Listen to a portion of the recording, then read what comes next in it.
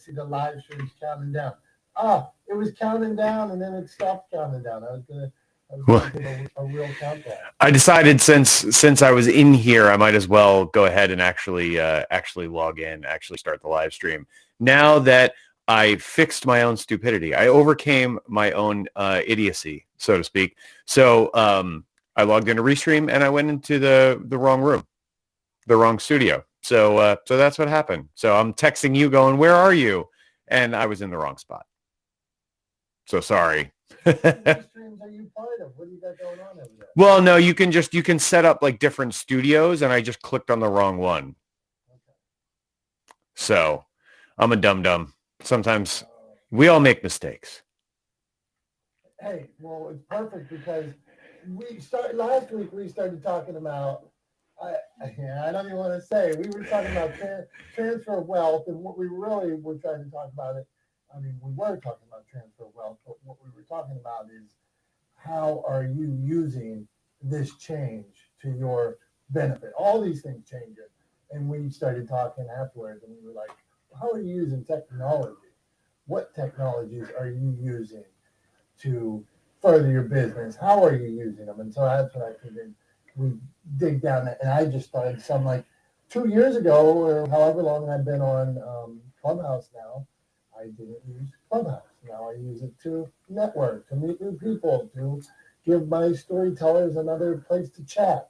I use Calendly now because of the people that come into our rooms. They were saying, why don't you use this? It's so simple. And I talk to people in different time zones around the globe and things like that. And I would send 5 different emails back and forth. What time can you meet? What time can you meet? What time is that in your time zone? What time zone are you in? How many hours is that behind Eastern? What a waste of my time. And now I use Calendly, and that time I got back that time. How valuable is time? Give me time. Yeah. I knew you were going to mention Calendly. Because it is one of those things, and I'm right there with you. I 100% like kind of, and I'm looking away because I'm actually pinging folks right now as well. But it's a huge time saver, right? I mean, and ultimately that is our most precious resource, right? It's the one thing we have that we will never get more of. It is always, we always have every moment of every day. We have less time than we had the moment before.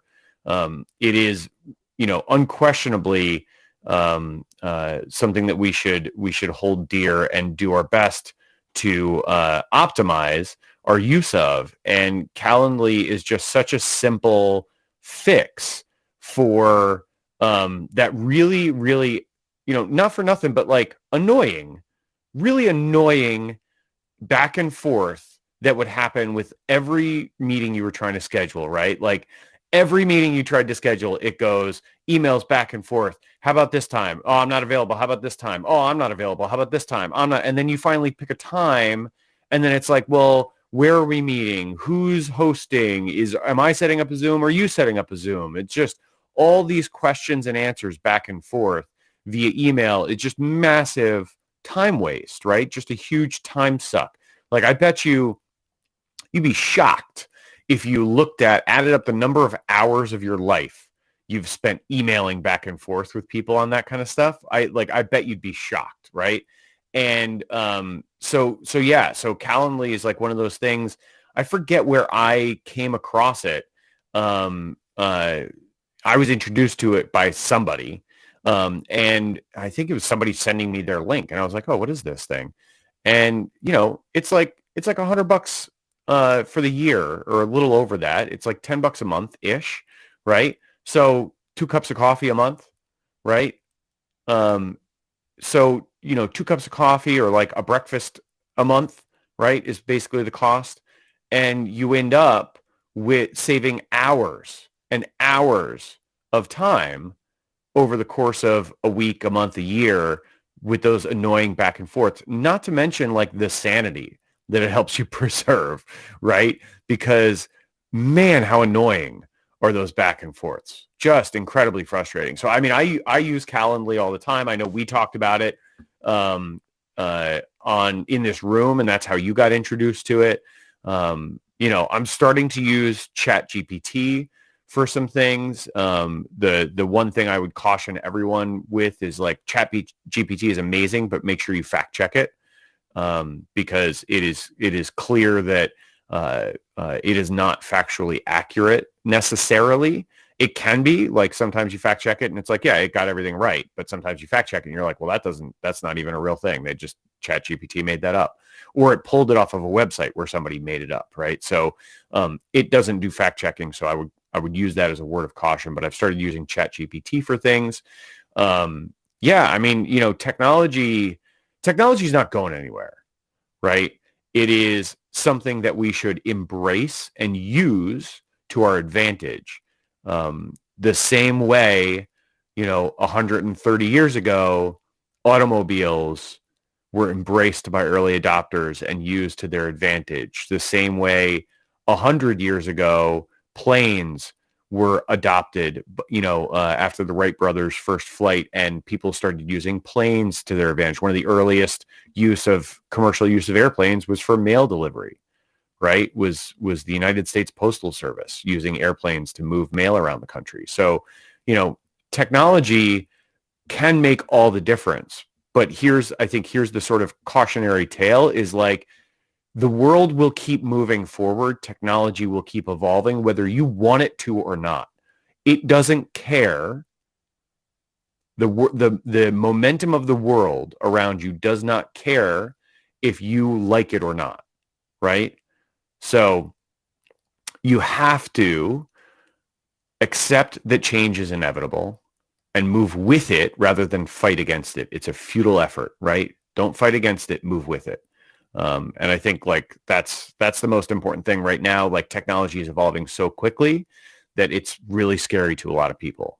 But cars were really scary to people 120 years ago, right? Automobiles were really scary to people 120 years ago. And we get in them every day without thinking twice about it now, right? So imagine where the world's going to be 120 years from now. The holdouts who thought cars would never catch on, where are they now? Left behind, right? Still trying to get a horse hitched up to a wagon to get to the grocery store. So, which also grocery stores didn't exist 120 years ago. Anyway, I don't know. I'm rambling. Point is, change happens, right? Substitute a little word there in the front for a 4-letter word, but change happens. There's nothing you can do to stop it, right? So just figure out how to incorporate it into your life. That includes technology.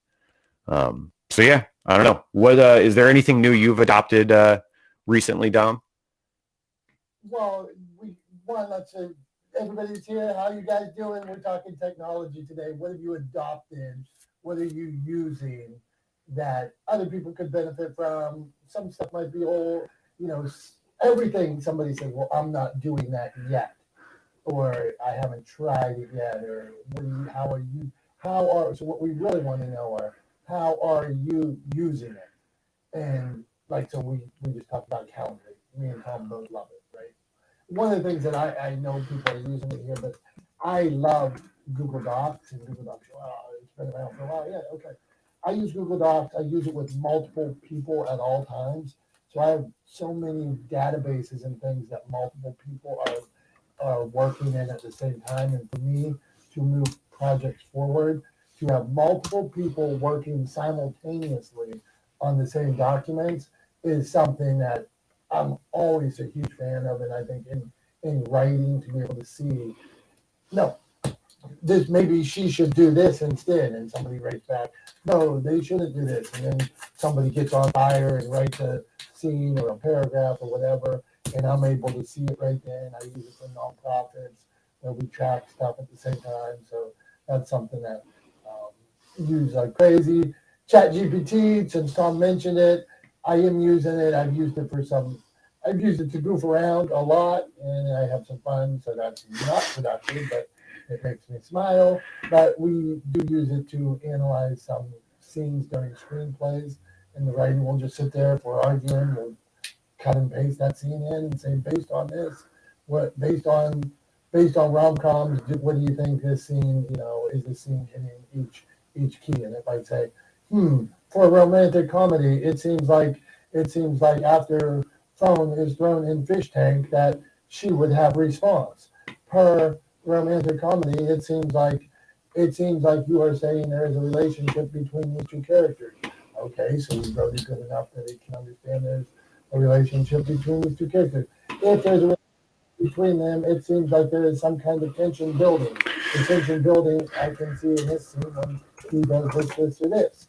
And then it gives us some analysis that we're like, oh, that's a good point, never thought of that. Or if we're at a coffee shop and sometimes we'll have somebody behind the counter argue, and somebody would say, OMG. Would somebody say OMG, or would they say, oh my God? This is something we argue over when we're working on some of the stuff we write. And sometimes something like ChatGPT can answer those questions, or at least give us a third party opinion of what it thinks. So Heather, Elise, how are you guys using technology? What are you using right now that we should be using? What do you got for us, Heather? Hey, good morning. First off, everybody share the room out because Clubhouse is being silly goose. Share the room out, invite friends. And what I'm using, actually, here's a good one. Okay. So I manage a team of 5 people who help me with clients' social media content and captions and short form video and all that fun jazz. I was communicating with them just via text, like, hey, when do you start working? Hey, what are you working on? Like, blah, blah, blah. We would communicate through text. And I felt like I was getting texts, like, all the freaking day. So I have an intern. She's kind of like doing, like, dual capacity. But she is doing, like, management. So she had this management class and she was looking for an internship. I was like, dude, just like switch your role over to like management and then we can like figure out how you can streamline all these processes for me. Okay, so we use Google Drive, we use Google Sheets, like we're very much within the Google ecosystem. She found Chat, and it's not ChatGPT, it's Google Chat, and Google Chat is amazing. We have a group chat and like all the people, you can share documents within Google Chat. So you can look at the document right while you're in Google Chat. You can share tasks as well. So if I need to delegate tasks, I can delegate tasks right in chat. And then, they get pinged via their username or their email, and then they have a new task, and then they can click it to say it's complete, and then I get a notification. It's awesome. So I use Google Chat, and then for like task organization, we're using Google Keep. And there's Google Tasks, sure, but Google Keep is super cool because it gives you more of a visual element. So I can add like my client logos at the top, and then with all of the tasks that need to be completed per month. And so, once a task is complete, then we check it off, and then we know we got to go to the next one. So Google Keep is super cool, and we're using Google Chat, and that has definitely helped streamline everything, and I don't get like a crap ton of text messages. So, yeah, that's what I'm using. Check it out. Heather, so if I go in my little Google thing, like up in the top right where it has like 9 different things Google does, is it hard to find this Google Chat, or what's the deal? Let me look real quick. I never do it that way because I'm very like domain, like URL based. Yeah, so you can see accounts, search, maps, YouTube, play, news, Gmail, meets, chat. And the chat one is like the 2 green little bubbles. It's the third one over, third one down. Okay, I'm looking at it right now. This is me looking off screen at another computer if you're live streaming. Okay, I see it. Okay, I'll check it out. Got it, thank you. All right, hang out. We're going to have to get you back up on something. Elise, okay, we're talking technology. What are you using right now? And it could be that you got yourself a new, like I see one of my buddies that does that does the editing for Bikes and Hikes. He has on his computer, he has this thing he lays over his keyboard, and it tells him like 100 shortcuts to use on, I don't know what software he's using to edit. Yeah, that's pretty cool. That sounds amazing. Yeah. I actually, it's funny. So I hope everyone's doing well. And so I love coming into this room. Everybody in this room is amazing. So thanks for having the room and inviting me on stage. I actually feel like an absolute novice in this space. I've kind of been working off of like traditional operating systems for a long time, especially, coming from the corporate world. And I actually am very comfortable with it, but I probably have not a whole lot to add. If anything, I probably have a lot more to learn in ways of new technologies that we're using. I mean, I'm still learning about apps that people have been using for ages. And so I am 100% that person that is a late bloomer or a late adopter when it comes to new technology. But I'm okay with that, because that way those who are fearless and very well adept when it comes to the technology side of life, they can check it out, and by the time all the bugs are fixed, they'll let me know about it. So that's where I'm like, I stay in my own lane. I will be a fearless leader in some areas, and in technology, I will let the experts tell me. So that's kind of where I stand with technology. So I'm kind of here to listen and learn. I think it's interesting you say that, Elise. First of all, thank you for being here, and thank you for the compliment. Really appreciate you sharing how you feel about the room and the fact that you like coming here. That's kind of the whole goal of what we're doing. We always want everybody to have fun here, to be comfortable, and to gain from being in this space with us. So thanks for being here, first of all. Second of all, I think it's really interesting you said that. What I was thinking about when you were talking about adopting technology and kind of leaving it to the experts, I think adopting technology doesn't mean that you have to become an expert in it, to me, right? This is kind of how I think of it, is you just have to be open to its use, right? I think that's where a lot of people, we see a lot of stumbling blocks. I see a lot of stumbling blocks in my industry in particular. When I work with businesses, when I talk to businesses about using video content as a communication tool for their business, I run into a lot of resistance very often. And I'll have businesses say, well, we use email and email works great. And I'm saying, and I'll turn around and I'll say, you don't have to stop using email. All I'm saying is this is a tool that should be in your toolbox. It should be something you're using because it is by far the single most effective communication tool you have at your disposal, right? 20 years ago, email marketing was new, right? Now it's, you can't live without it, right? And people would say, like, if you're not doing email marketing, are you doing any marketing, right? So I think a lot of it is just being willing and open to its use. You don't have to be an expert, right? You can leave the implementation to somebody who has expertise in that particular field of technology. But I think it's really important to be open to its use. And as you said, you are, right? But that's something that I run into all the time, is that people just aren't even open to it, right? It's heavy resistance to change. It's fear of change. And like I've talked about this before, I don't know if I've talked about it in this room, but I know I've talked about it on stage before.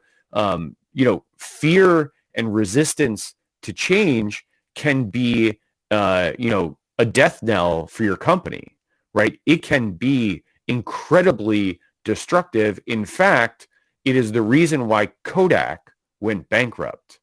Kodak invented the digital camera, and then they decided that they didn't want to change their business model to move forward with the adoption of that technology that they created, right? And they ended up going bankrupt. So fear of change can be very, very destructive for your business and in your personal life. So I think it's something we have to be careful around, and I think we should always be open to new technologies. Doesn't mean you have to use them all, right? Doesn't mean you have to become an expert in them, but I think you should definitely be open to them. right? I think being closed-minded is a real dangerous way to be, especially in business. So yeah, that was what popped in my mind. Did you have something you wanted to add, Elise? No, I think that's such a great point, and it's funny because I think one of the things that I've really come to embrace, at least about myself personally, with regards to embracing change, is being okay with and willing to acknowledge areas where the change I embrace is as a key player at the forefront versus other lanes of life where I'm actually okay being patient and watching and observing and then drawing a conclusion. And so, as you're talking, Tom, about embracing change and embracing, within the context of this conversation, new technology, I'm kind of thinking about how understanding where we fall in embracing, leading, and accepting change in all different areas and avenues of our life or in business. It's almost, just as you said, being able to be comfortable and adopt new technology or new change to kind of expand the scope of this. It's also really important, I think, for me personally, to be able to identify which avenues and which areas I am and can play a role in with regards to change, right? Like in some areas that are not technology, I know that I can very comfortably take a strong leadership role and kind of be at the forefront of change. In other areas, I recognize it's probably best if I play a supportive role in change.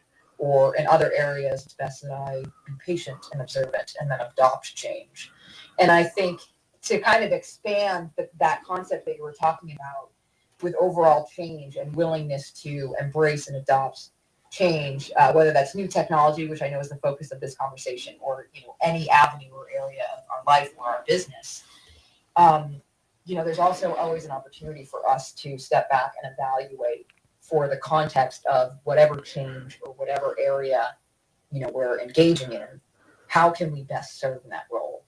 And I'm grateful for having that clarity, because it kind of gives me, and hopefully everybody else in the room or others who feel this way, that sort of freedom to be more fluid and to understand that, like, for me personally in technology, I recognize that the role that I can serve best is being observant and patient and then adopting change, versus in other areas, I can serve best by being a leader and creating change and then helping to guide people to that change.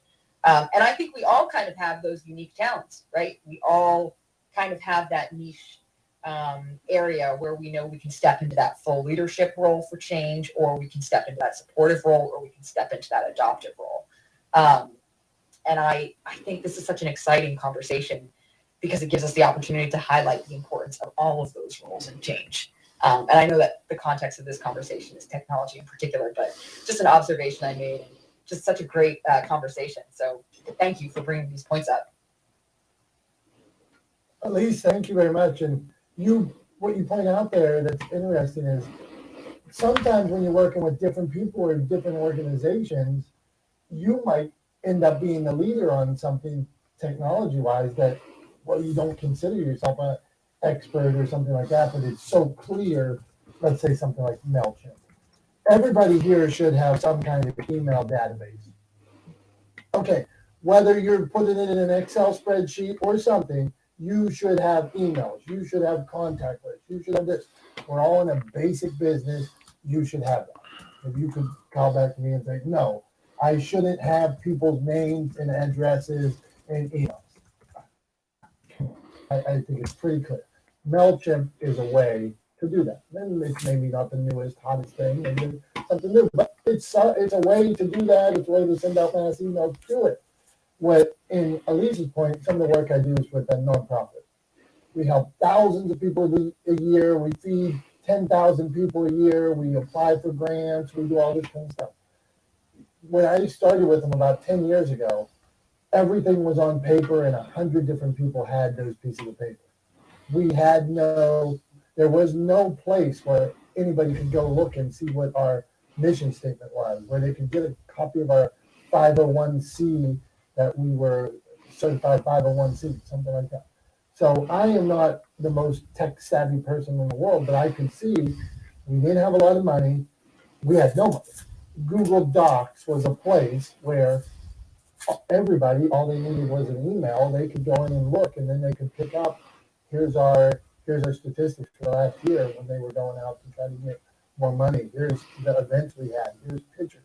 It was a place where everybody could go. I wasn't the expert, but in that case, to point out to an organization, hey, we need something. This is free. Why don't we try it? And then maybe from that point on, it's went well, and now we're talking about getting Salesforce or going down other avenues. But it's technology. We used it, we tried it, and that's what we're talking about here. Not the smartest guys in the room. Thanks all for being here. We're talking about what technology. We're live streaming too, so imagine that. Live streaming. We have cameras on, and Tom sets up the live stream. Tom, who do you use for the live stream? Restream. Tell us about that real quick. Yeah, I use Restream. So in sort of something that's becoming more and more common, right? Restream is a web-based software platform, right? And so what we're able to do with Restream is not only take two video feeds from my office here, which is both the image of myself as well as the image next to me of our clubhouse room, but also a video feed from 400 miles away or 300 and change miles away in Pennsylvania of Dom, right, in his office, in his home office. So we have these three video feeds all going live out together, right, as a single stream.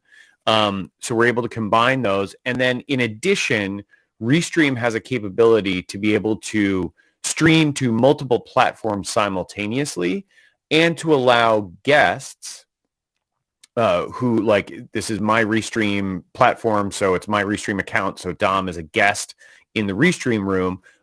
And so he's able to pair his channels as well. So we're on Facebook, both mine and Dom's. We're on YouTube, both mine and Dom's. We're on my LinkedIn. We're on, I think, both of our Twitters. Are we on your Twitter, Dom? Yeah, we're on both of our Twitters. If Twitter's actually working today, no guarantees there. But yeah, and then also on Twitch. Yeah.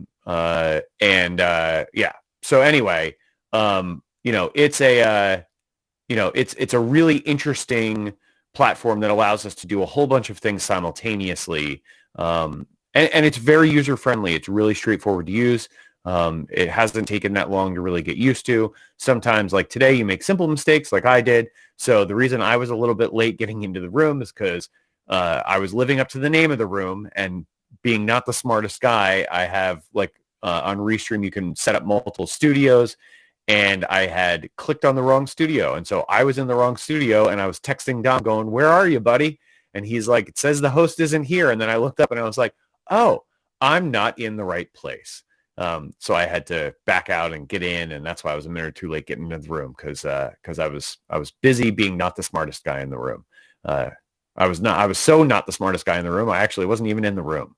But yeah, it's Restream's a really cool platform. There are other platforms similar to it, web-based software platforms like StreamYard.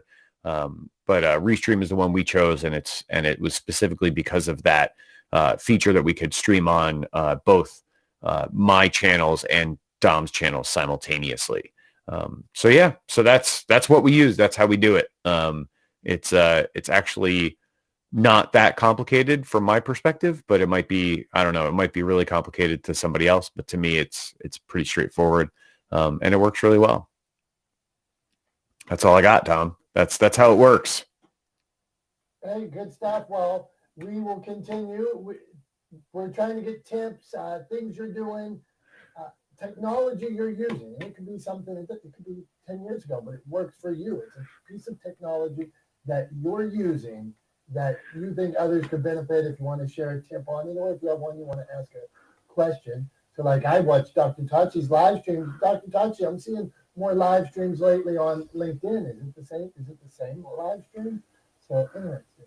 Dr. Tachi, you got a technology tip for us or something you're using? Go on, my friend. Hey, good morning, everyone. There's a lot of technology that I use, but can I give two things rather than just one? Just Have at it. Give 3 if you want. Okay, so I think everybody at this point knows Canva. Now, I was kind of vehemently against, I shouldn't say against, but did not use Canva for a while because to me it was kind of janky. And I'm like, this looks like rubbish because I had tried it before, but they've gotten progressively better to the point where I was using a lot of Photoshop before, but that's time consuming. And if you have something that you have to get out quickly in terms of a graphic or whatever, Canva can do, what it can do in terms of removing a background. Now, of course, it's not going to be as fine as a removal of a background, but guess what? It works. An average person is not going to zoom in 1,000 times to see, oh, it's pixelated. They're not going to care. So Canva does the job, even to the point that it has a very simple video editor if you are looking to edit some videos for social media. And they keep even the background remover is not just for still images anymore. They have the background remover for video. Okay, it is not green screen, but if you need something quickly done, it can work. So I really do like Canva for any type of graphic things. Of course, it does documents and all sorts of other things. If you have like the pro version, that's something that once I tried, I said, okay, you've gotten better. I will keep you. And then the second thing, speaking of what Tom is talking about with video and live streaming, I tend to use StreamYard because I had used Restream before and it didn't work for us. We had used it like for a larger event and we were disappointed. But I think they've fixed some of the things since we used it. So it's worth taking another look at. And it's always good to use something. If you're doing live stream and there's more than one of you, web-based or browser-based is the way to go because usually most of them let you have more than one like administrator or more than one host, or 2 of you can be in the studio at the same time. Whereas if you're using something that's like software-based, and I'll throw out Ecamm, a lot of people know Ecamm. Ecamm is great, but only one of you can run it. So if there's like my producing partner and I, if it's on his machine, he can only run it and I can only be a guest, meaning I have no access to controls. So something browser-based, if you're doing something like what Dom and Tom are doing, or you have like a co-host and you both want to be able to control things, something like a Restream, a StreamYard, a Wave.video, Be Live. You just check them out, do the free trials, and see what works best for you. And as Tom said, it's not very difficult. But difficult is in the eye of the beholder. But anything that you want to learn takes time. To sit down with it, play around with it, and they all keep adding great features because they're all competing with one another. So those are the 2, Canva and for me, StreamYard. And I release. Dr. Tachi, do you pay for Canva? I got an account. I use BookBrush mostly, and that's similar kind of thing. I'm a publisher, so I use it to create images of books for like ads and stuff. But I tried Canva, and every time I try it, it's super small on the screen. I'm like, what am I doing? But do you pay to use Canva? I do. And you can increase it. All you have to do is there's a slider at the bottom of the workspace that allows you to increase it so that you can see it in a larger format. It's driving me crazy. Thank you, Dr. Tachi. Okay, and let's keep this going on. Not the smartest guys in the room. We're talking technology that you use. Tom, what do you got? Go on. So I wanted to say something about Canva, and there are a couple other web-based software solutions or browser-based software solutions like Canva. And so I just wanted to say, because like similar to Dr. Tachi, there I think within the sort of content creation or production or media industry, there tends to be a lot of like looking down your nose at software like Canva or people using Canva and other kinds of software like that. And it's because it is a DIY solution, right? And so I don't think there's anything wrong with that. There's a lot of places where it makes a ton of sense to DIY things, right? I, as a video production company, I am not the right solution for a solopreneur that needs to create social media content. Like, hiring me and hiring my company to handle that content production for them doesn't make any sense, right? It does make sense to use something like Canva if they have the time to DIY it themselves, right? So there's a lot of derision and looking down the nose at things like Canva. But I think what the mistake that people make is that Canva, I don't see Canva as competition, because the people that are going to hire me are not going to consider DIYing things, right? They're specifically looking for an outside source, an expert to hire to handle production for them, right? That's why people work with me. If somebody is looking to DIY something, they're not going to hire me. So Canva is a great solution for them. And I think, again, there's a lot of opportunity on both sides. And the difficulty we run into is people look at technology like Canva as competition. And here's what it makes me think of is I heard an attorney in an interview say the other day, because there's all this fear that AI is going to replace a lot of contract attorneys' work, right? Because they're developing AI technology now that'll be able to draft contracts, and that they'll actually, that they're getting really good results with these pieces of software that'll be able to draft contracts and things like that. So anyway, in an interview, this attorney got asked about it, and the attorney said, I don't think AI is going to replace attorneys. What I think is going to replace attorneys is attorneys that use AI as part of their practice, right? So the attorneys that adopt the technology as part of their practice, that utilize this contract drafting AI technology as part of their practice to optimize and streamline their practice, they're going to replace attorneys that don't, right? They're going to replace the holdout attorneys. And I think similarly to, Canva and things like that, content creators, media companies that fight against programs like that are going to lose in the long term, right? And so don't think of Canva as competition. See it as a different solution for a different subset of folks, right? That's all it is. It's different. It's not good or bad. It's just different, right? I don't know. So anyway, that was my thoughts on Canva. I just wanted to throw that out there because it gets a lot of derision in the media world, and I don't think it deserves it. I think it's misplaced. Good stuff, Mom. And sometimes a piece of content is better than no piece of content, right? Putting it out there, it's what it is. It's a moment in time. You get out that picture that has a quote on it or something like that you used on camera. Hey, it was good. Move on. It made somebody smile. It made somebody laugh. It showed your product with a nice picture. Okay, nothing wrong with that. But it's not all full production, pomp and circumstance. We talked about paralysis by analysis a lot of times. Where you just, it's got to be this, it's got to be that. Oh, why? This was going on Instagram on a Tuesday at 3, and you got 300 followers. Easy. So, okay. Can I derail us for a half second? Oh no, go on. Yeah. So this comment just popped up in the chat from somebody named Mark Robert, who I don't know, and who I'm not even sure is still in the room. It's probably a bot.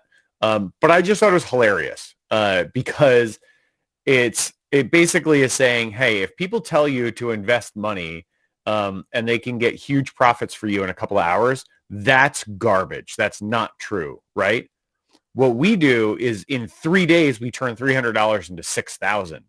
That's how you know it's good, because it takes 3 days, right? That's how you know. It takes at least 72 hours to, to develop that kind of profit, right? What is that, like 2,000% or something, right? Like 2,000% profit in 3 days is totally reasonable, but like, 100 or 200% in a couple hours is completely fake. It's fake. So I just wanted to make sure everybody knew that. Thanks, Mark Robert, for pointing that out to everybody. You know what we should do if Mark comes back? We should invite him up on stage and ask him thoroughly about the product and really go into detail like we do on stuff and dig in. Okay, well, how much how much do I got to put out, and when do I get the return, and how do I get that return? And in 3 days, on the third day, where does that money go? Right. And he say, "Oh no, don't worry. Just here's the account number. Just send the money. It'll be fine. I promise." Yeah, and his comment does say ... ask me how. So I agree. If he comes back, we should bring him up on stage and ask him exactly how. Right? All right, we're moving on. Now, we are talking technology. Any technology that you use, something that you either you have a question about it, or you're using it and say, "Hey, this works for me. I'm using this, and here's how I do it." So, Joyce, our Canna mom, what are you using? I know you're on Clubhouse, so what else you got? Morning. Yeah, I always think of myself as tech phobic, but I was kind of going over what I actually do and how much I've learned since my days of typing my college papers. I don't use Google so much. It's always confused me. My kids had to use it in school, so they're like experts, but I don't know. It just never made sense to me. But for my project organizing, I use Notion, which is kind of, it's pretty simple, but I can keep everything up there, my notes, my guests, my releases, my assets, the things my social media team needs. So that's been really useful. And I am accepting the fact that I am now a content creator, which I sort of not thinking of myself as for a long time. So I am learning how to make reels. So the Instagram world I'm going to become more proficient in. I guess that's technology. But yeah, this conversation makes me anxious because I think of all the things I don't understand. But then I have to focus on the few things that I do actually get. Plus all the podcasting stuff, I have to understand how to use, the hosting sites and all that I've learned. So yeah, that's what I use for technology. But I always feel like I've missed so much stuff in the technology world, and it's just sort of passed me by. So I don't know. I never feel like I'm very confident in this area. That is me. I'm complete. I'd say you're much farther ahead of the curve than you think you are. I had a business partner for about a year one time, and he would say, for the next 20 years, Facebook's going to be the place to go. I mean, he was always so into all these things that are coming, like even something like whatever, let's say you said Reels. Well, how many people are even on Instagram? How many of your counterparts are on Instagram? How many of them are doing Reels? How many of Joyce's peers are doing Reels right now? Are you ahead of them? I would guess you probably are. So give us, what's the hardest part about making Reels, or what is some, Joyce, when you're making them, what's something that gives you a little bit of, you're like, damn, this is troublesome or hard, or So I again, I'm not the photographer in my family. So now when I walk around anywhere, I'm always like taking little videos. So my husband's always making fun of me. And I don't usually have me in them, which I try to do a little bit, but I know part of it is me. But it's just a little awkward. I find it like a little uncomfortable, but I know that I have to have content. And then, I don't know, it's a headset. But the idea that, it's relevant for me to actually be out there taking videos and making little, fun introductory videos for my friends to see what dispensaries look like. That's what I've been doing really mostly. I go visit new dispensaries every week, and my friends go with me, and it's fun. I was talking to a marketing person yesterday because cannabis can be a little discouraging, but she's just remember to have fun. So the reels are fun for me once I get them going. I go down a wormhole. This is me. Do you have to have when you go in a place like that, you got to get approval from them before you start filming? It's interesting. So because I have the podcast, sometimes, I give out lighters every place I go. So I have the Canna Mom Show lighter. So as soon as I walk in, people are kind of happy to see me. Sometimes I get introduced to the manager, and they bring me to the back and downstairs, and they give me a pass, and they let me take videos of everything. And some of them have very strict policies about what taking pictures inside. I was in Provincetown a couple of weeks ago, and none of the dispensaries would let me take pictures inside, which I thought was interesting. So there were 5 dispensaries in Provincetown, which is the cape at the end of Massachusetts. And I just basically did like, basically the town. That was like kind of showing how many dispensaries are down there. That's how I kind of did it. But usually the dispensary owners are really excited to see me. I love it. Okay. And I find that world interesting. So I am such a huge proponent. Pro means positive, I think. So proponent to your point of view. People want to see things through your point of view. I'd love to see your face on that too. But like, I mean, I was in New York and saw those trucks that sold cannabis. I was in LA and went to my first dispensary. Somebody took me through one. It was cool. I'd like to see more of what's going on. It's interesting. I think a lot of the world doesn't know what's going on. So I think when you think content creation, I would argue back to you, to anybody in this room, it is point of view. It's what I'm doing today. It's documenting what's going on. That's what your world is interesting. It's different than my world. Please document it. Don't think so much about, I got to create this valuable piece of content. I'm going to document what's going on today. Like, I'd like to see the outside of that place in Cape Town. I'd like to see Cape Town. I don't even know I've never been to Cape Town. Provincetown. It's the tip of Massachusetts. Okay. See, I've never been to either. Tom, you seem like you're chomping at the bit. Go on. Well, I just wanted to throw something out real quick. If you haven't been to Provincetown, it is, I think, the most beautiful part of Cape Cod. It's absolutely gorgeous out there. So definitely worth a trip out to Provincetown. Cape Town is a much further trip. That's in South Africa. But for those of us in the sort of eastern part of the United States, Provincetown is a much easier trip. The thing I wanted to say was just like a best practices thing. So what Joyce was talking about and you were asking her about, do you ask permission from the people in the dispensary before you film anything? Best practices, if you're inside a building, a space that is controlled by someone else, you should always ask permission before you film something for commercial purposes. So if you are filming and posting something to your business page, that's considered commercial purposes, right? And you should, best practices, always ask permission, right? If you are outside and you're on public property in the United States, if you're on public property, then you are legally allowed to film anything you want, right? So if you want to go outside and film a reel standing in front of a dispensary, standing on the sidewalk, or standing in the street, as long as you're on public property, that is a protected right, and you can do that. And the argument goes that they have no reasonable right to privacy because the store is facing a public thoroughfare, right? So because the storefront is facing public property, it is viewable from public property. They have no reasonable right to privacy, and so you can film out in front and include their sign and et cetera, right? And then post that on your social media accounts or on your website or wherever you want to post it, right? But if you're inside a space that is controlled by someone else, then you should always ask permission before you film there, especially if you're doing it for commercial purposes. Because there is legal recourse. If they wanted to come after you, they absolutely could. They'd be well within their rights. If you filmed something without permission in their space, they'd be well within their rights. And if you want to be super careful about it, I'm not expecting people to walk around with like release forms on them at all times. Literally turn your camera on and ask them on camera and record it, right? And just keep it as a separate clip. Is it okay with you if I film in here? Yes. Okay. Please tell me your name. Are you the manager? Whatever. Right. And then you just have a record of it. Right. And so if anything comes up later on, you can go, look, I asked, I did my due diligence. I got permission from the manager. That's sufficient.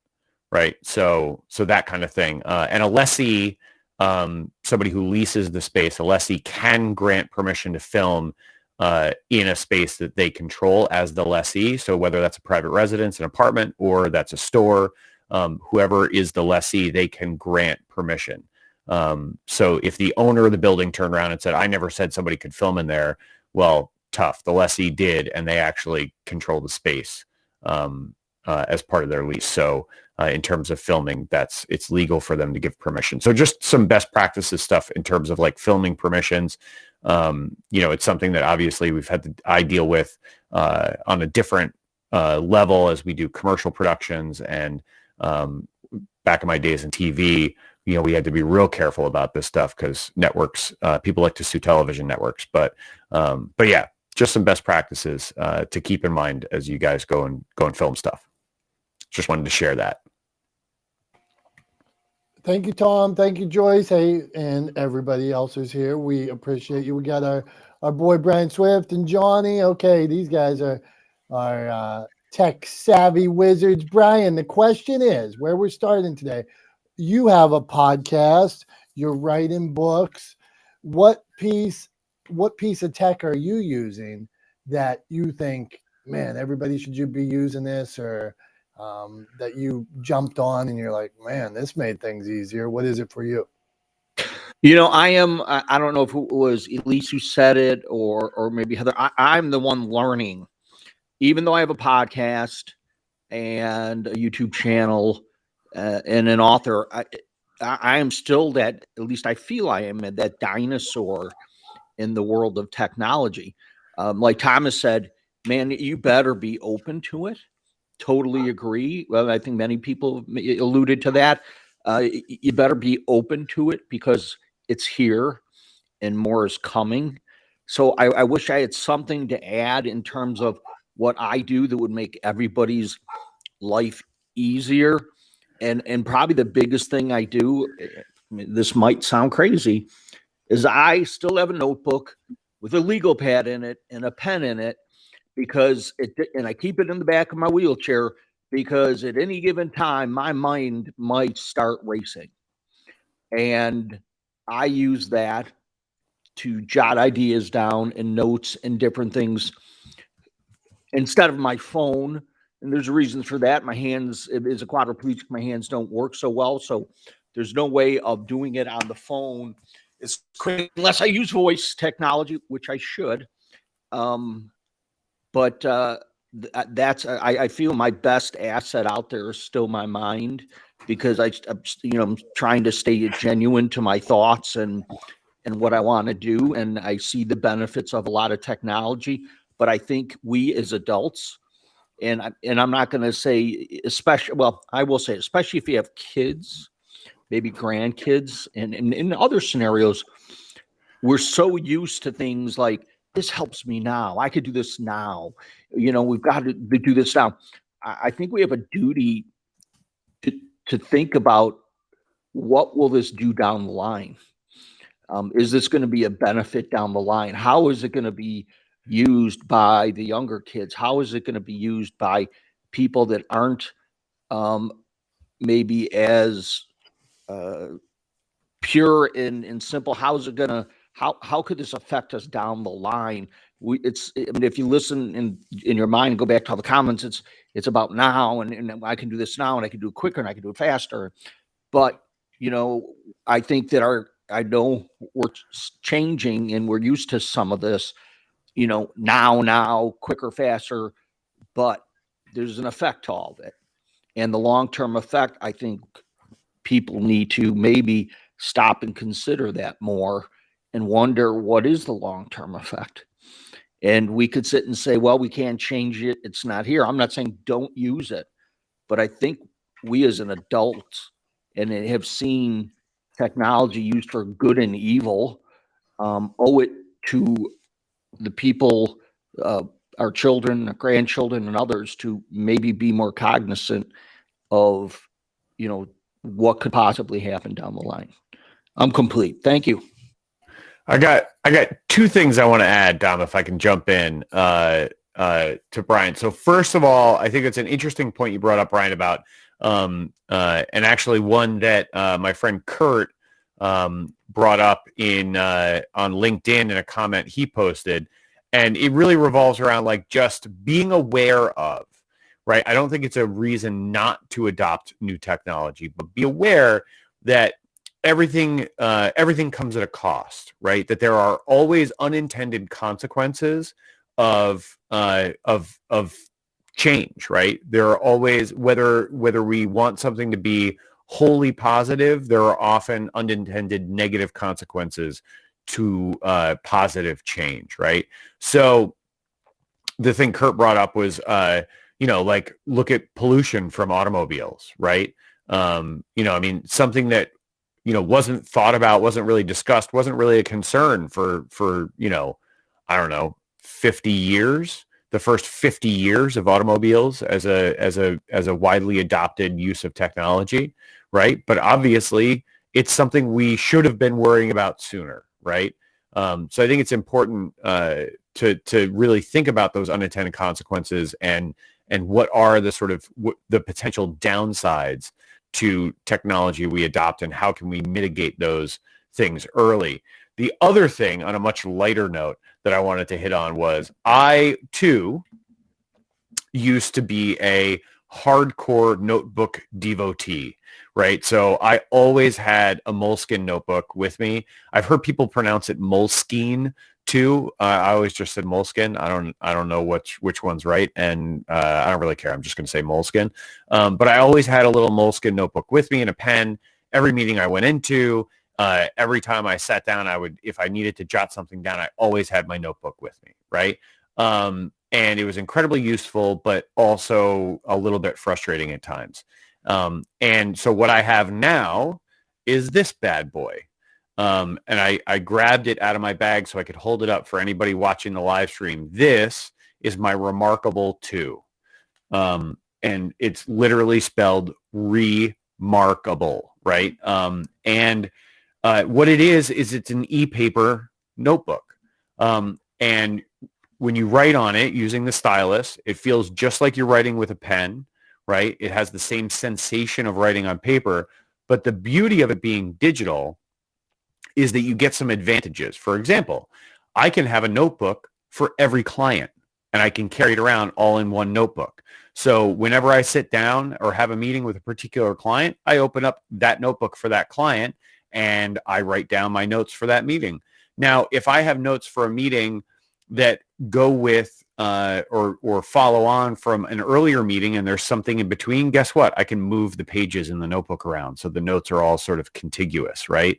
So if I have multiple projects going on with one client and I want to collate the notes for one project, right? It doesn't matter in time when I wrote them down, I can move them around in the notebook so the pages are all together, which is one of the things that used to drive me nuts about having a paper notebook, is that if I had a meeting and then a month later had another meeting with somebody, all those pages of notes in between, right? I'd have to make notes of like, okay, continued on page whatever, right, in the notebook. I'd have to flip through and find. It was like always kind of drove me a little bit nuts.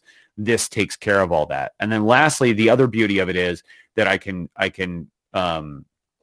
it'll use handwriting recognition to actually turn my handwritten notes into text, and I can email them to myself. So if I take notes from a meeting and I want to share those notes with my client or somebody else in the meeting, no problem. I just click a button, email it to myself, comes through as text, and I can copy and paste it into a document, into a Google Doc or something like that, or just email it, forward it on to them through email so they have the notes as well. So anyway, yeah, you can do all kinds of things like import a PDF and actually do markups on the PDF. It's a pretty cool device. I would encourage people to look it up. If you really love having a notebook, the Remarkable is a great technological solution to a paper notebook. So I just wanted to share that too, because I think it works really well. Thanks for sharing that, Tom.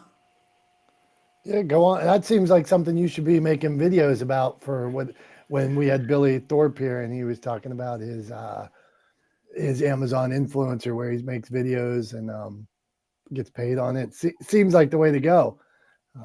I think you might have sold us, Tom. Are you saying I'm a pitch man? Are you saying I should? Yeah, there's nothing wrong with that. If you believe in something, if we all believe in a product, there's nothing wrong with wanting other people to benefit from it. Hey man, Billy Mays did okay for himself. He sold a lot of OxyClean. He was driving around a Bentley. So yeah, what's that that spray that can keep a boat from sinking. Come The on. Flex Seal. Yeah. I mean, Yeah. who doesn't need Flex Seal? I might go get a can of Flex Seal and just start I spraying loved it. those infomercials. Yeah. See that? You know, I used Flex Seal on my gutters last year, and it works. There we go. See, you should go do a Flex Seal. All right, we're moving on. Johnny, man, what piece of tech are you using that we should be using? Johnny usually has his ear to the streets. Ear to the streets. That's a cool thing to say. Well, so Oh. I am an early adopter of a lot of technology, a lot of platforms, a lot of outlets. But I don't have anything that I would say is like so remarkable that you have to adapt it. I'm very much a if it's not broke, don't fix it kind of guy. And if something is working for you, you know, don't feel pressure to change it. You know, I was listening to Dr. Tachi talk about Canva. I hated Canva, hated it. And I come from a, you know, I'm an illustrator. I come from a graphic design, Photoshop experience kind of guy. I did record label covers for, album covers for record labels for years and years. And I do all my own live show promotional posters, and Photoshop was my thing. And Canva came along and I tried it and I hated it. But then I tried it again.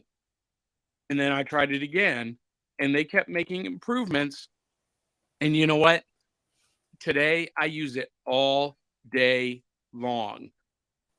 I did my media kit in Canva. I do all of my reels in Canva.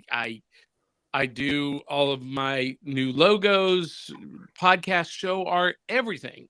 I'm doing it in Canva because they made the improvements and made it fit my workflow. And that's the thing. You got to find technology that fits your workflow.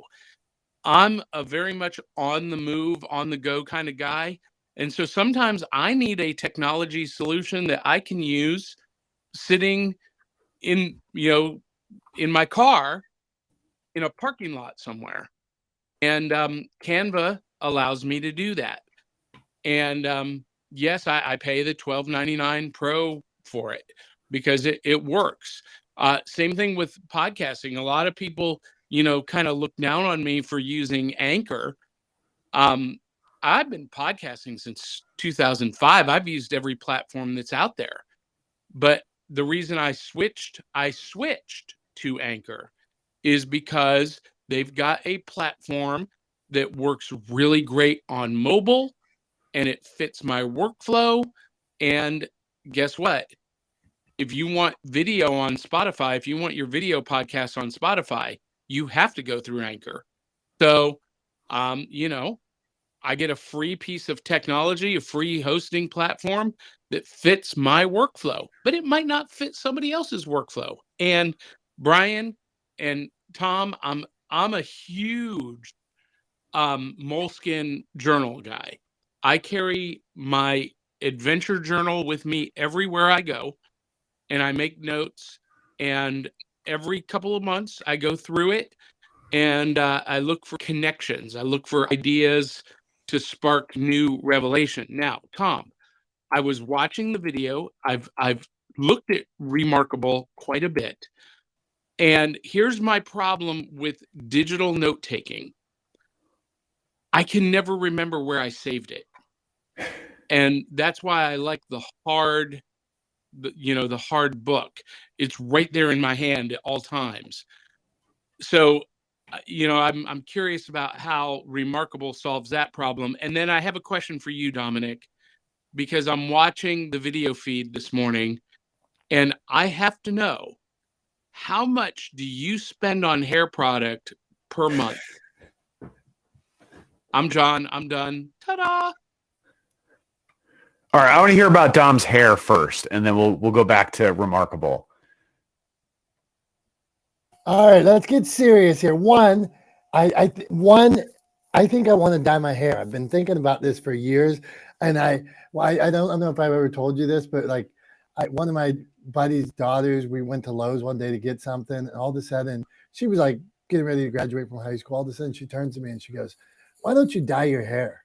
And then all of a sudden I got into, and I don't. All of a sudden I picked my daughter up, who's like 14, she was 13 at the time, from a football game one day, and her friend sits behind me, and in the car she goes, "Why don't you dye your hair?" And that day I went on Amazon, and my Amazon was in Chinese at the time. I don't know why, just from my phone. So I ordered uh, dye from, and so I didn't know it was in China. I just bought it, and so it took like 2 months to get to the house. Like, and my wife's like, "You can buy dye at like Walmart or something. Why'd you order?" I'm like, "I don't know. I got mad and I ordered it that day." And so it's sitting up there in a box, and it says "Just for Men" on it in black, but I'm afraid to use it. So Johnny, the only thing I spend money on is mousse, and I don't care if usually it's my wife's Curl Construct. It could be any mousse I see on the thing. I look at it and I'm like, that looks like one to try. And then I put mousse in my hair. So your answer is probably less than $4 a month. So there you go. Thank you. Because let me tell you what, you need to be doing a video series on men's hair care, because your hair is fabulous. One more thing about that. When I used to do more speaking out in public and stuff, and I had pretty much shaved my head my whole life, or like the shortest hair there was, and I never worried too much about it. And I used to, like, when I was in school, I'd cut lines in it like Mike Tyson and stuff like that. Like, I'd have girls' initials in my hair. Yeah, I'm telling you stuff you didn't know. Lines, tracks, girls' initials, all that stuff in my hair. Never thought much about it. Finally, one day, my dad was like, "You have a full head of hair." He's like, "And you're shaving it all off. What are you thinking?" He's like, "You got to get yourself together and comb it nice." And so it was my dad who got me out of these real short haircuts. So there's we've covered the gamut, and that's what we do on Not the Smartest Guys in the Room. The one day we were talking about cobbler in this room, and now today we've spoken about hair products. Swifty, what do you want to add there? I see you flashing off. Swift probably spends $300 a month in hair product. I gotta agree with Johnny, man. I'd be using that and that bright white smile. I mean, you should be. I mean, that's why I do radio. I mean, but you could be. You got to be doing more movies and film. I mean, you've got a face for movies and film, not radio. Well, and he's got those big brown doe eyes.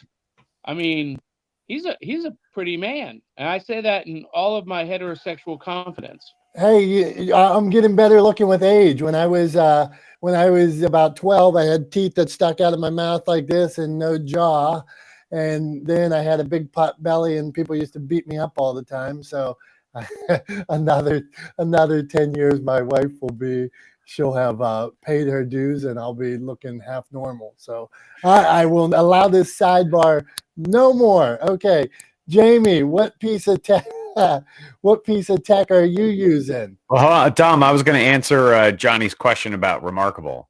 Okay, real quick before we go to Jamie. So Johnny, the Remarkable, everything's stored on the device, and then it backs up to the cloud, so you can have it backed up on a desktop platform as well. And it's a notebook. So like you click on you can have a bunch of different notebooks. You can have lots of them.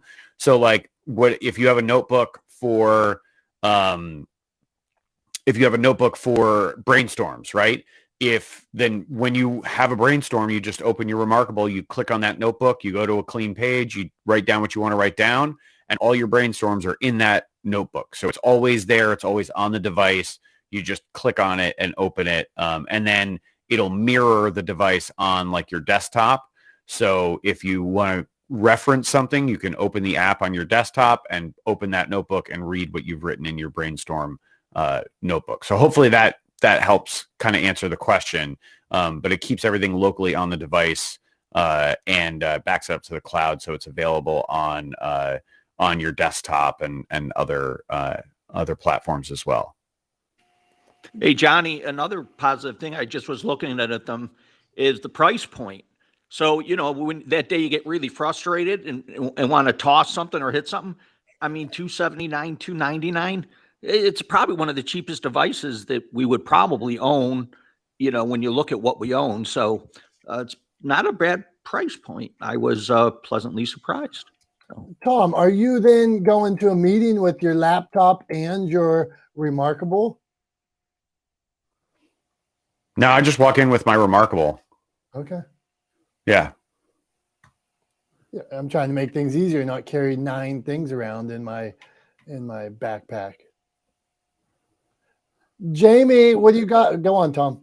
Oh, no, I was going to say, yeah, you don't need to take both for sure. So I just take the Remarkable, and same way. I mean, I used to just walk in with my Moleskine notebook. So I just use the Remarkable instead now. But yeah, so. I used to, when I was in insurance, and Johnny, you're in insurance. So I used to have to carry a laptop, then the little iPad, and then sometimes you even carried a little printer with you, a wireless printer. I mean, I was like, my bag that I was carrying around weighed like 100 pounds. I was like, what the hell? Plus your regular notebooks and all that other stuff. Sorry, Tom doesn't like that. Huh? I'm looking at, if Tom's body language could tell a story, I just told the story and I'm looking at him and he's giving like the most hateful, like somebody just. No, I got distracted by something. It had nothing to do with you. Yeah. Okay. I promise. It had nothing to do with you. Jamie, come on, steer us in the right direction. What piece of tech is somebody as brilliant as Jamie using that we should all jump aboard with? You guys have been so fun to listen to and try not to break into because there's so many funny facts, but Canva, I like Canva. I started learning it 3 years ago and, it's much easier than some other stuff. I actually just went and downloaded the other one though, the Remarkable, because I want a better notepad and, the iPhone's not the best. So I want to use the tablet. Or the iPad, whichever. Remarkable looks neat, though I haven't tried it. So my Canva stuff, I use my Canva stuff a lot for my Facebook. When I'm making all these things to point out, like the films or whatever that are coming out, and just marketing myself or marketing my friends. I like making stuff for my friends too. You put whatever you want. I kind of envy Johnny. I don't have the extra one. I just have the normal one, but I make it work, I make it work. Well, it's $12.99 a month. And for me, it's such a nominal cost and the return on investment for $12.90. I mean, that's less than the cost of a price of a pizza once a month. I couldn't justify not paying it for what I use it for. Johnny, can you just tell me about this? So you're editing your reels on that. Why don't you just edit them in like the reels part? What's your thought process? Well, okay, so here's the deal. So we do live streaming video for Back of the Cereal Box every Saturday morning, and we use StreamYard. Very much like you guys are using Restream this morning. We use StreamYard, and StreamYard allows me to clip and repurpose video. So I will clip it. I will edit it down, into individual clips using StreamYard, download it to whatever device I'm on, maybe my phone or my laptop, and then I paste it into a template for a reel for Instagram and TikTok. So it's got the background, it's got the captions, and our logo on the template. But like I just did a reel this morning that was an unboxing. We were sent cereal pop from the company at Nabisco and Post, and I just let the camera roll for that, and did 4 short clips and edited them together in Instagram. So, but that was an on the fly thing. So if I'm just going on the fly, I'll just turn the camera on and go. But if it's something that I want to have a little bit more polish, I'm going to use Canva and drop the video into that Canva template. So that's what I use it for. And then I use Canva to do all of the show cards, what I call show cards. Some people call it cover art. I call them show cards because I come from the old theater days, and that's what we called them. But everything that all of the artwork that you see me put out on Facebook and Instagram, almost 99% of it is being created by Canva. Thank you, brother. Thank you for the explanation. So I hope everybody got some good tips today, or got something where you're like, hey, I might try this. But let me clarify something there, Dominic. What's I up, just brother? said created by Canva. That's not true. I create it with Canva. Hey, Canva is not AI. So just FYI. You're no worries here, Johnny. Okay, so in honor of Johnny, here's what we're gonna do. This is what don't tell me what we're gonna do. This is my room now. It's me and Tom's, okay, here's what we're gonna do. Tom's gonna take us out here in a minute, but before we go, in honor of Johnny, okay, we got Jamie, Brian, Joyce, Dr. Tachi, me, and Tom will finish this up. What is your favorite cereal? Because Johnny's got back in the cereal box. So favorite cereal. Johnny, you want to start us off? It's funny because yesterday was National Cereal Day. And so I've been thinking about my top 5, and it rotates between Fruity Pebbles and Captain Crunch and Cinnamon Toast Crunch. But I got to tell you, the absolute best cereal I've ever had in my entire life is the Sugar Cookie Toast Crunch. It's only out during the Christmas season, and it is unbelievable good. Oh, thank you, Johnny. And Dr. Tachi gave you those big eyes, so I think she wants a piece of it. Jamie, best cereal that you had, your favorite cereal. Go on.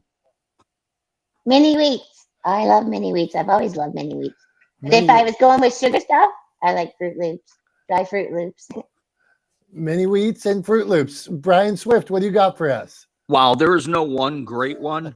So I got to go like Johnny, top 5, and I might not name 5, but I got to go with a traditional one. I'm a Kellogg's guy, so I got to go with Count Chocula. I've got to go with Captain Crunch. I've got to go with actually it's healthy, and it's Raisin Bran Crunch, which is phenomenal. It's almost like eating Frosted Flakes with granola, which Frosted Flakes would be on my list too. So many good cereals. I'm complete. All right, there's nice list of 5. Canamom, is there a cannabis infused cereal, or what's top on your list, or do you just eat all kinds of cereal when you indulge? Go on, Joyce. That's so funny. We're talking about kids, how we aren't really cereal eaters. We saw them this weekend, but I do like Frosted Mini Wheats, and I do like Life. That was an old school one that I used to eat when I was a kid, but I don't actually eat much cereal anymore. But that's true. And I'm a sophisticated stoner. I don't just stand in front of the cereal box and eat stuff out of it. That is not how I roll. As if I would know anything. I'm just saw it on TV. Okay, Dr. Tachi, what cereal would you go with here? I love peanut butter. I don't know if anybody else does, but the peanut butter Chex is bomb. You don't even have to have any type of milk or plant-based milk in my case with that for that to be good. You could just eat it as a snack. So peanut butter checks. And I also like peanut butter puffins, which is like kind of like an organic cereal. So anything peanut buttery that's not overly sugary, I like. I saw Reese's Puffs now has for Easter. They got ones that look like little bunny rabbits. So you can get yourself some Reese's Puffs. I'm going to go with Cocoa Pebbles, and when it's seasonal, Boo Berry. Boo Berry is some stuff. It always takes me. That's the back of the cereal box nostalgia Saturday stuff, Johnny. Boo Berry for me. So that's what I got. All right, thank you. Now, Tom, you got to tell us your cereal. Then you got to figure out how to get some sense out of this room today. So go on. All right, thanks, Tom. So I'm going to give a list. I'll stop at 5. I am terrible at picking favorites. It is like a notorious weak point for me because for me, like the things I like are all sort of context based. So contextually, I like different things, different times for different reasons, which is why I'm really bad at picking like lists. Like somebody's like, what's your favorite movie? And I'm like, I don't know. Like depends on what kind of mood I'm in, right? So anyway, same thing goes for cereals. I'm terrible at picking favorites of anything, but I'll give you a list of 5. So in no particular order, I would say Honey Bunches of Oats, Frosted Flakes, Cocoa Krispies, Captain Crunch, and Cinnamon Toast Crunch. That would be my 5. Those are the first 5 that like come to mind when it comes to cereal. And then if you asked me if you said, so those are your 5 top cereals, I would then try to edit the list. So that's just going to stay there with it. Right. Cause I'm a lunatic like that. So anyway, sorry, Johnny, do you want to throw something in there? For everyone who named Frosted Flakes, I want to recommend the Frosted Flakes cinnamon French toast Frosted Flakes. It is your traditional Frosted Flakes with just a taste of cinnamon and maple, and it's unbelievable good. I mean, that sounds good. I genuinely don't remember the last time I had Frosted Flakes because I also don't eat a lot of cereal these days.